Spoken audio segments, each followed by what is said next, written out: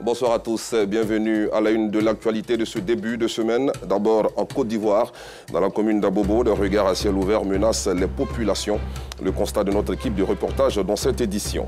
À l'international, les violences contre les civils se multiplient ces derniers jours au Burkina Faso. Le pays de nouveau endeuillé par une attaque de djihadistes présumés qui ont tué une quinzaine de civils. Voici pour les titres. Direction le nord d'Abidjan, où une situation inquiète la population de la commune d'Abobo. On constate de plus en plus de regards décoiffés aux alentours de la gare routière et l'omniprésence de ces regards pollue l'environnement et constitue un obstacle à la bonne circulation des véhicules. Voici le constat de notre équipe de reportage commenté par Bintou Pekele. Abobo Bonko 2, non loin de la gare routière de la commune d'Abobo. Des regards non couverts. Un danger permanent pour les riverains. Ces populations pointent le laxisme de la mairie face à cette situation. Chacun doit savoir que si ce caniveau est bouché chez lui, à la maison doit être bouché. Donc on doit tous entretenir ce caniveau-là. La mairie doit trouver une solution de telle sorte que les caniveaux soient fermés. Quand c'est fermé, les ordures ne rentrent pas dedans. Quand les ordures ne rentrent pas dedans, ce n'est pas bouché. Un fait qui déplore Maïba. Elle a peur pour le tout petit qui pourrait se retrouver au fond de ces trous si rien n'est fait. Je demande la clémence des autorités et non qu'à surveiller les caniveaux. Parce qu'avec la pluie, le temps de pluie qui arrive là, on a très peur. Les enfants à bas âge, c'est très dangereux pour eux aussi. Les regards à ciel ouvert sont un dépotoir d'ordures et un nid de moustiques responsables de plusieurs maladies. Ajoutez à cela des eaux usées. Ces regards sont aussi à la base des pannes de véhicules, un cauchemar pour les propriétaires de voitures. La présence des regards ouverts est un danger pour nous les automobilistes. Parce que ça peut même casser nos pneus, même renverser même la voiture. En attendant qu'une solution soit trouvée, les regards des populations sont tournés vers les autorités compétentes qui se défendent. Tous les réseaux, n'est-ce pas, de collecte des eaux usées, de drainage des eaux pluviales enterrées, tous ces réseaux-là, n'est-ce pas, ne sont pas placés sous la responsabilité de la mairie. Ces réseaux sont propriété, n'est-ce pas, de l'État de Côte d'Ivoire, gérés par le ministère de l'Hydraulique, de l'Assainissement et de la Salubrité, qui a signé un contrat d'affermage, n'est-ce pas, avec la Société d'assainissement, qui a l'exploitation de ces réseaux. Des regards ouverts, un danger public. Et comme le relève la mairie, les dérobeurs de couvercles de regards devraient être dénoncés et appréhendés. Mais dans l'immédiat, une action de la mairie pour résoudre le problème est attendue avant que le pire ne se produise. Parlons éducation à présent avec cette école inclusive pour des élèves dits normaux et d'autres en situation de handicap. Une initiative pour réduire les préjugés et faciliter l'insertion des enfants au même degré. Dans cette école, tous les élèves apprennent des métiers dès le bas âge sans aucune différence. Voici donc le compte rendu de Bintou Pekele. L'entrepreneuriat. Samuel Oba est fondateur du Centre national de théâtre et du cinéma chrétien. Il a sous sa coupole de jeunes enfants. Mais dans cette école primaire à Yopougon-Songon, il aide les élèves à s'exprimer et à dompter leur peur par l'art oratoire, même si à la base, ces élèves sont soumis aux règles du système éducatif ivoirien. Plus. Avoir un métier. Oh. Dans le cours, ils vont dans les différents niveaux. Mais il y a un cours de thérapie où ils sont ensemble. On appelle ça la pédagogie inclusive. On n'exclut personne. Ceux qui bégayent, on les met ensemble avec ceux qui parlent bien. Ils vous rendent le texte, apparemment sur le plan théorique, mais sur le plan théâtralité, sur le plan dramatique. Bon, ça va rester dans leur mémoire. Quand ils seront en phase de situation de travail, ils vont se souvenir que l'école plus le diplôme ne nourrit pas simplement son homme. Tous dans la même salle de classe pour ce cours, ces élèves du CP1 au CM2 s'expriment sans complexe. Le système inclusif mis en place par Oba aide les tout petits, même les plus timides. Que ce qu'ils sont là, ça me plaît. Parce que quand on est ensemble, ils arrivent à parler. Il est épaulé dans sa tâche par des enseignants qu'il forme pour faire le suivi des apprenants, mais aussi pour être performant dans la pédagogie. L'enfant est en train de lire, on peut donner un cours. Pendant qu'il est en train de parler, il oublie. Et la maîtresse ne sait pas, elle frappe l'enfant. Or, l'enfant est dans un cas de mutisme. Peut-être qu'à la maison, il y a eu un choc. Et ce qui fait que quand il arrive en classe, il ne peut pas parler. Donc, on les prépare. On leur dit, Soyez patient envers l'enfant. Et quand le système éducatif est bien ficelé, apprendre devient plus simple pour ses élèves. Ils se lâchent avec l'art oratoire. À preuve, le rendu d'une strophe de Bernard Blindadier. Dans cette autre école primaire, toujours dans la commune de Yopougon, ces écoliers apprennent des métiers dès le bas âge. Tous les vendredis après-midi, certains dits normaux et d'autres en situation de handicap ont le choix entre plusieurs métiers. Dans cette classe, c'est le cours du tricotage. On commence par faire les émails. Après, quand il a fini de faire les émails, en les coulant, il a pris le fil violet. Il a fait aussi. C'est ça a donné. Ils font les émails, comment il faut faire les sacs, comment il faut faire les chaussons, comment il faut faire les tricots, comment il faut commencer et tout. C'est pour plus tard, eux-mêmes, ils pourront un jour apprendre beaucoup de choses et à faire beaucoup de merveilles aussi. Dans la salle à côté, les jeunes élèves apprennent à jouer des instruments de musique. Ici, c'est Samuel Oba qui dirige. Ses faits et gestes sont repris par les enfants.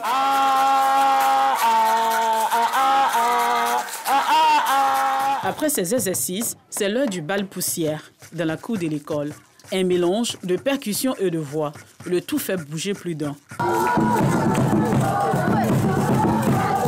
Occasion pour cet apprenant de s'exprimer sans crainte. Mais quand la musique s'arrête, silence. Il est muet. Celui-ci bègue, mais chanter lui fait du bien. Quand je ne chante pas, je bègue. Je se moque de moi.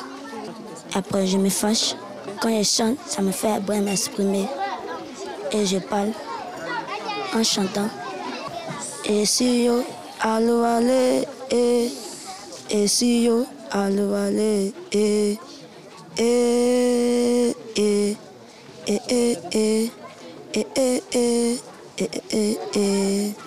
Ces enfants en situation de handicap sont nombreux à apprendre avec les autres. C'est le système inclusif. Dans cette ambiance, personne ne remarque leurs difficultés. Personne n'est négligé. Il y a des enfants qui viennent avec des handicaps. Il y en a plusieurs ici. Il y a des enfants qui sont venus avec des cas de mutisme. Ça veut dire que l'enfant a été certainement brimé. Donc l'enfant a perdu l'usage de la parole. Et quand il a perdu l'usage de la parole, nous faisons ce qu'on appelle une thérapie sur 6 mois. On lui donne des cours de respiration. Il y a des enfants qui viennent avec des cas de bégaiement. Ça peut être aussi des cas d'infimoteurs cérébraux physiques. Donc l'enfant vient avec la main comme ça. Il n'a pas été accepté peut-être dans une autre école, mais chez nous, quand il vient, on l'accepte, on le met dans la classe. Donc du coup, il grandit avec ses amis, avec son handicap, il est socialisé. L'art oratoire, le chant, la danse ou l'initiation au métier dès le bas âge. Ces exercices particuliers mis en place par Samuel Oba sont un moyen pour sortir ces enfants de leur univers, mais surtout de surmonter les préjugés et leur permettre de profiter de la vie telle qu'elle s'offre à eux.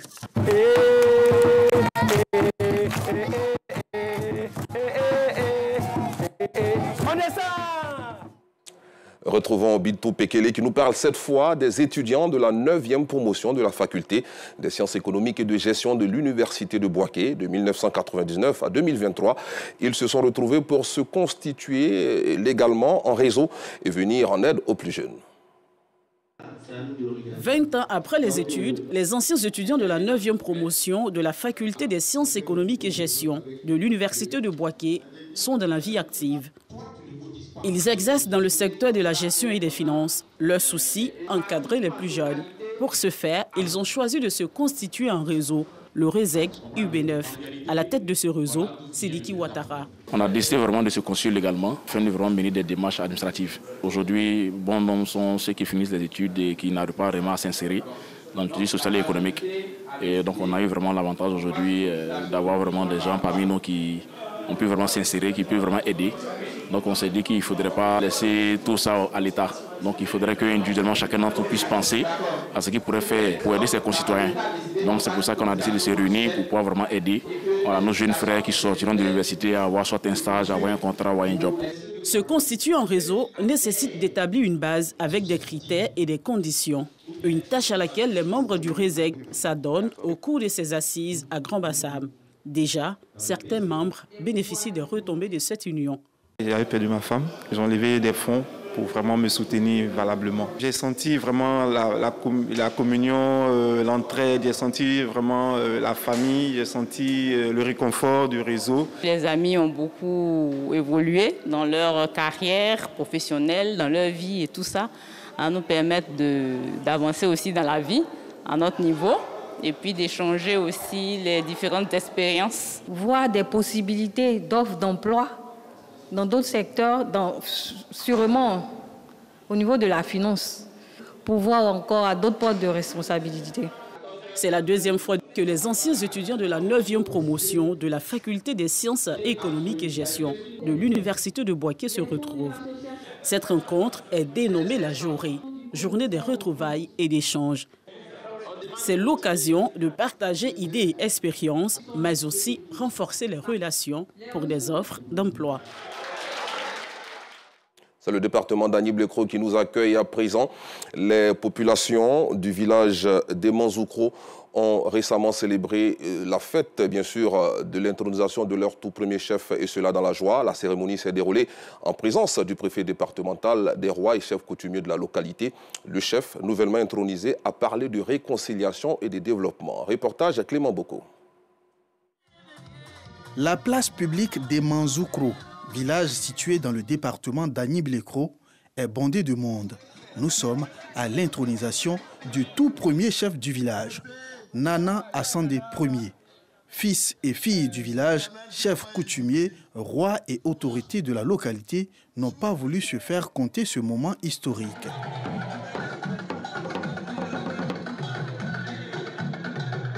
Ce moment tant attendu est la satisfaction des populations du village. Les liens qui se trouvent entre les musulmans et les catholiques, je crois que c'est très bien. On s'entend très bien. Parce que je pense que tous les musulmans qui sont là, c'est grâce à mon vieux qu'ils sont là. Donc entre eux et nous, il n'y a pas de problème. Quand il sera intronisé, donc qu'il prend le village en main, musulmans comme chrétiens, pas de distinction. Une occasion pour le préfet départemental de prodiguer de sages conseils au nouveau chef afin de mener à bien sa mission. J'ai insisté sur la réconciliation parce qu'en tant qu'autorité administrative, moi c'est un acte purement préventif. Je le dis parce que je voudrais que tous les administrés restent dans cette ligne-là. Si il y avait un incident, il faudrait que vite les gens oublient cet incident pour pouvoir se réconcilier. Nana Assandé Ier, quant à lui, compte sur le soutien de tous pour le développement d'Emanzoukro. J'ai vu une femme qui allait dans les marigots matin là. Ça, il va falloir qu'on s'attelle à pouvoir trouver une petite solution à ça. Ne serait-ce qu'une adduction d'eau, ça peut arranger le village. La première dame dit que il faut que la jeune fille aille à l'école. Mais s'il n'y a pas de classe, les jeunes filles, comment iront-elles à l'école?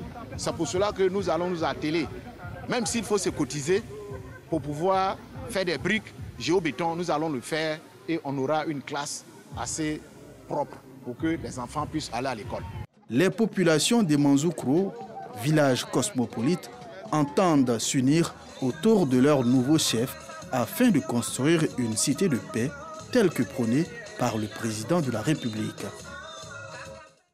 Et puis 22 anciens, 22 diacres, 18 diaconesses et 15 responsables au total ont été consacrés à l'église évangélique des Assemblées de Dieu, centre des opérations du Saint-Esprit à Bingerville.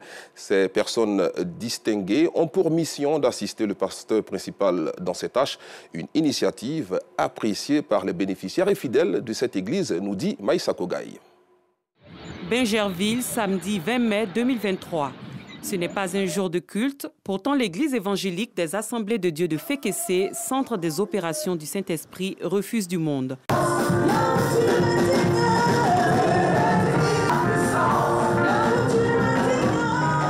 Nous sommes à la cérémonie de consécration de 22 anciens, 22 diacres, 18 diaconesses et 15 responsables de l'église.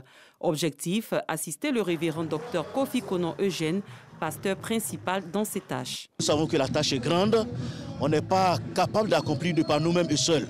C'est cela qu'on s'associe des gens pour qu'ensemble, nous puissions accomplir la grande mission qui nous a été confiée. La différence entre un ancien diacre, diaconesse, la différence c'est que les anciens sont des bergers. Donc, les pasteurs sont des bergers, mais des bergers universels. Un pasteur est capable de servir partout. Pourtant, les anciens et les diacres sont des bergers, mais locaux. Un honneur pour ces hommes de Dieu distingués pour leur engagement à servir le Seigneur. Mes premiers sentiments sont des sentiments de reconnaissance à l'Éternel, eu égard donc à sa fidélité. Il m'a d'abord sauvé en tant qu'individu. Il me fait la grâce de m'établir sur un peuple en tant qu'ancien. C'est un honneur.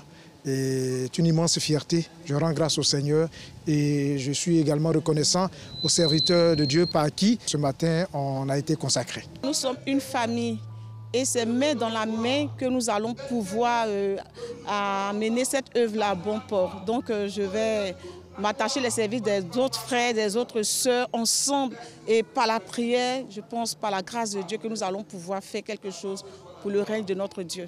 Venus nombreux pour soutenir ces serviteurs de Dieu, les fidèles n'ont pas manqué d'exprimer leur satisfaction. Je suis vraiment très heureuse de participer à cette cérémonie et de voir aussi nos parents, des personnes qui nous ont encadrés, qu'aujourd'hui on consacre. Ça nous emmène à vraiment servir le Seigneur, véritablement à se donner.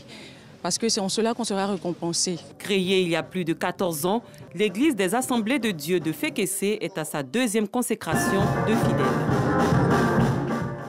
Direction à présent le chef-lieu de la région de l'Agné-Bitiassa où l'association Les Étoiles Brillantes a organisé le week-end dernier une fête de retrouvailles à Agboville entre ses membres pour prôner l'entraide et la solidarité féminine. Une occasion pour Mariam Koulibaly, sa présidente fondatrice, d'offrir un cadre ludique de divertissement et d'échange en prélude à la fête des mères. Clément Boko y était pour RTI2. Procurer de la joie de vivre à une mère, c'est lui témoigner sa reconnaissance. Yohan Yaokonan l'a bien compris à travers ce geste symbolique. La reconnaissance pour tout ce qu'elle a fait pour moi et je tiens à la remercier par ce geste. J'ai senti la joie dans ses yeux. J'ai su qu'elle était fière de moi par ce geste et je ferai toujours mon mieux pour la rendre heureuse. Kumba Diakite est enchanté par toute cette attention que lui témoigne son fils Yohan. Je ne m'attendais pas à ça. Je suis tellement contente, émue. Je ne sais même pas, les mots me manquent. Ce geste-là montre qu'il est reconnaissant que demain, je peux compter sur lui. En prélude à la célébration officielle de la fête des mères, l'association Les Étoiles Brillantes d'Agboville a organisé une rencontre entre ses membres pour prôner l'entraide et la solidarité féminine. Chaque jour, on doit célébrer les mères pour leur dire que de ne pas baisser les bras, d'être forte. Et parce qu'en tant qu'une maman, il faut voir très loin. En tant qu'une femme battante, j'ai suivi plein d'étapes pour arriver où je suis. Aujourd'hui, je suis une fondatrice pour les orphelins et je suis une opératrice économique. Une initiative saluée par Mariam Koulibaly, marraine de la cérémonie. C'est un peu une promesse que l'équipe de Fréquence 2 a faite, qui aujourd'hui est tenue et qui permet de mettre en lumière en fait la solidarité féminine. Le travail de ces femmes qui sont en zone rurale, qui sont dans les marchés, qui sont dans les commerces, qu'on ne regarde pas forcément toujours de la même façon, mais qui sont des femmes qui contribuent au développement de notre pays. Et comme Fréquence 2, émanation de la RTI, aime bien entrer dans le quotidien des populations ivoiriennes, mais c'est un peu l'occasion de mettre toutes ces femmes en lumière, de leur souhaiter une bonne fête et de leur dire merci pour ce qu'elles font. Je suis vraiment très contente. C'est vraiment une grande première. C'est vrai que d'habitude, nous fêtons les fêtes des mères, mais aujourd'hui, en tout cas, c'est une grande fête pour nous. Parce que c'est la première fois que nous associons des villages. Et vraiment, nous sommes très heureuses. Occasion pour Rémi Koumou Hachi, représentant du ministre Pierre Demba, d'exhorter les femmes à la culture du rassemblement et du travail bien fait. Nous sommes venus au nom du ministre Pierre Demba pour encourager nos mamans au travail. L'émergence et l'épanouissement des femmes, comme de toute l'humanité d'ailleurs, commence par le rassemblement. Depuis sa création, l'association Les Étoiles Brillantes d'Agboville œuvre pour l'autonomisation de la femme. Elles ont reçu des dons de la fondatrice de l'association lors de cette cérémonie festive. Un élément commenté par Maïssa Kokaï. De l'autre côté de la frontière nord de notre pays, le Burkina Faso a de nouveau été endeuillé hier par une attaque de djihadistes présumés qui ont tué une quinzaine de civils, majoritairement des bergers dans l'est, près du Togo et du Bénin, ont indiqué ce lundi des sources sécuritaires et locales. Fin de cette édition, merci de l'avoir suivi. Excellente soirée sur RTI2.